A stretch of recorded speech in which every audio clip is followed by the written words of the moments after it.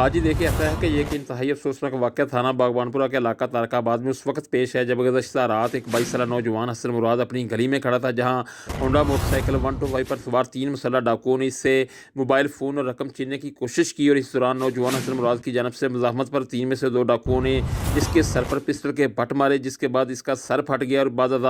मौका से फ़रार होने के लिए डाकुओं ने हसन मुराद को गोली भी मार दी, जो इसकी टांग से आर पार हो गई। वारदात के दौरान शोर शराबा सुनकर मोहल्लेदार भी घरों से बाहर निकल आए और उन्होंने जुर्रत और बहादुरी का मुजाहरा करते हुए 2 डाकुओं को पकड़ लिया, जबकि इनका तीसरा साथी जो मोटरसाइकिल पर सवार था मौका से फरार होने में कामयाब हो गया। मोहल्लेदारों ने पकड़े जाने वाले दोनों डाकुओं को बागबानपुरा पुलिस के हवाले कर दिया है, जहां इनसे तफ्तीश जारी है। जबकि इस वाक़े में जख्मी होने वाले 22 साला नौजवान हसन मुराद को फौरी तौर पर रातगे सिविल अस्पताल मुंतकिल कर दिया गया था, जहाँ इसको तिब्बी इमदाद देकर घर वापस मुंतकिल कर दिया गया है। PNN TV को मिलने वाली वाक़े की CCTV वीडियो में मोटरसाइकिल सवार 3 डाकुओं को गली में आकर नौजवान हसन मुराद से वारदात करते हुए देखा जा सकता है। दूसरी जानब इलाका मकीर CPO सैयद हमाद आबद से फौरी तौर पर शहर में बढ़ती हुई डकैती और राहदरी जैसी संगीन वारदातों का फौरी नोटिस लेकर इस्लाह व हवाल का मुतालबा किया है।